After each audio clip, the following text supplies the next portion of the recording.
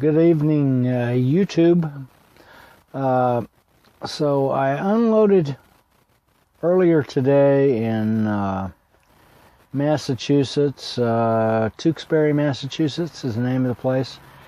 And so then I ended up reloading at Northampton, which is also in Massachusetts, and then that load delivers to Gordonsville, Virginia, late tomorrow afternoon or early tomorrow evening. Kind of probably more late tomorrow afternoon.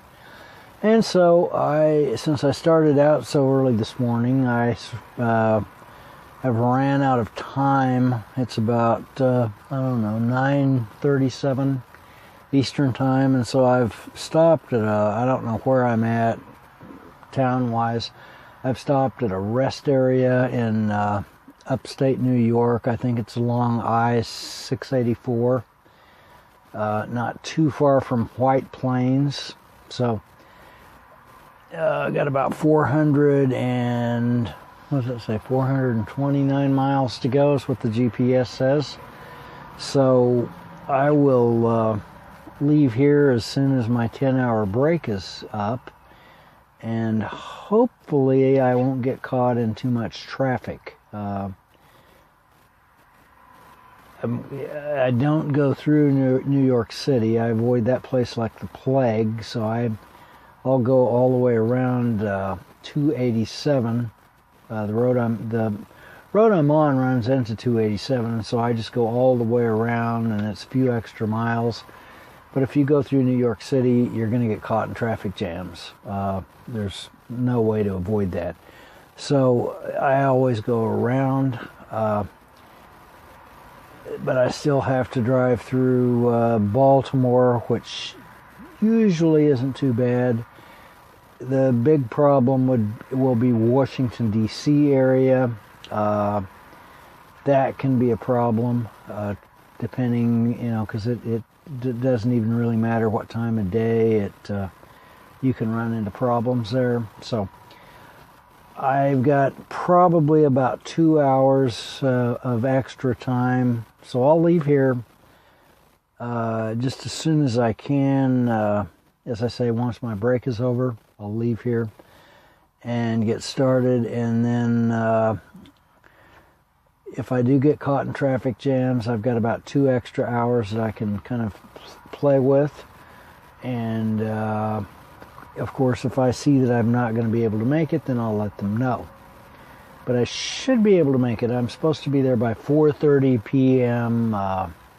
Eastern time, so should be able to make that work. So we'll just have to wait and see what happens. But it was a pretty nice day today, 58, 59 degrees. Sun was out, not much wind, and so it was a pretty nice day. And then this evening it's fairly pleasant. It's still in the mid-50s here at this rest area where I stopped at. I don't, and it probably, I'm assuming the temperature's going to maybe drop down into the 40s overnight. So nothing major. All the snow's melted around here, except the only snow that I did see is where they've made massive piles of it.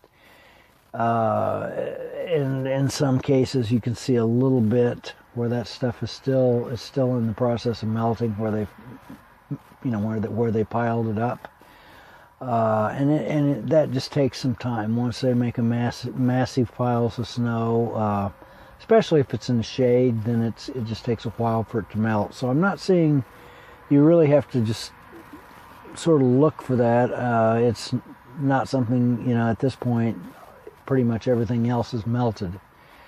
So looks like I was just kind of checking at home, and it looks like there's some potentially severe weather going on. There's lots of lightning and I think rain and some small hail. Although they were predicting, that it could be worse than what it has been already. But there again, there's always, there's potential for severe weather. You get into the spring, sort of the springtime of the year, and you get into the situation where you kind of mix the warmer air with the colder air, and generally speaking, if there's moisture around, something's going to happen. So it's just, especially in the in the Midwest, and I'm talking about Kansas and places like that.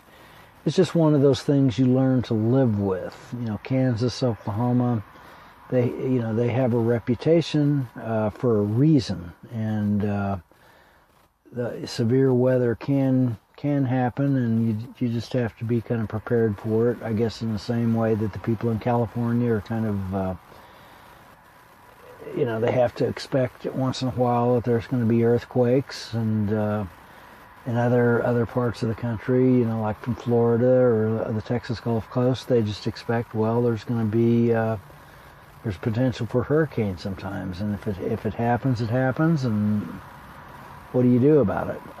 You just have to live with it. That's why we build shelters. It's the weather, and there's nothing you can do about it. It's pointless to become emotional about it. Sort of resent the earthquake, or resent the tornado, or resent the cold weather. That's absurd. All it does is, when you resent, all it does is make you more suggestible. That's the whole point. But in your mind, you get this little split-second lie that tells you that you're really God, as you're judging. Judgment is resentment. It's not deciding what's right and wrong. It's judgment is resentment. When you add because you can see what's right and wrong, that's discernment. But once you add resentment to it, then it becomes judgment. And judgment is where we as human beings go off the rails. We have a proclivity to want to do that because that's how we play God, judge, and then we're proud of what it turns us into. It makes us, it separates us from who we could be. It separates us from our potential, and it causes us to become more subject to the world, more suggestible, and the more. So therefore, when you sin, the danger is, and the reality is that it. Why do you not want to do that? Because it makes you more suggestible. It forces you to care about the world. It forces you to care about what other people think about you, and so on and so forth. And it, in my book, it just makes you more miserable. And so that's why you should want to not learn what resentment is, learn what judgment really is, and why you should avoid it. Because if you do it at your peril, you really do it. You do it. You engage in those things at your peril, and it's certainly possible to resent without even you can lie to yourself and kind of cover it up and kind of hide it from yourself. But the problem with that is that you can compensate and so on and so forth and kind of pretend that it doesn't exist, or you can, on the other hand, you can try to be proud of what it turns you into, have a kill your baby pride march type of thing, abortion pride march, or various other kinds of pride marches. But what the problem is that it separates you from your true source of happiness, and so I can't live that way. We all have to start out going that way to a large extent. We all do start out. We're all tempted to go in that direction. We're all sort of born in sin, so we're already going in that direction to start with. We have a proclivity to go in that direction, and so therefore but at some point, at least some of us begin to question it. And I certainly began to question it. You know, I felt like, well, why is my life going wrong? Why do I feel empty? So on and so forth. And if you really question it, you can find the answer. But if you, some people don't. Some people are happy to just die in the gutter and become worse and worse and worse, and they may complain about it. They want someone to give them sympathy and so on and so forth. And they're damned if they get it, and they're damned if they don't. So, anyway, better be cutting this off. It's going to end up with a large file. Hopefully I won't. So far I haven't had any trouble uploading any of my files, even though some of them take a little bit longer than other ones do, and it kind of depends on my Verizon MiFi connection. And sometimes now I can just do it with the phone here because of the Sprint. The Sprint 4G is really kind of beginning to show up all across the country. And so the Sprint 4G, if it's there typically, then if I'm having problems with the Verizon 4G connection or the MiFi connection, then I can just flip it over, turn the Wi-Fi off here on the phone, and it automatically switches to the Sprint 4G, and that works pretty well if it's available. If it's the 3G, not so much.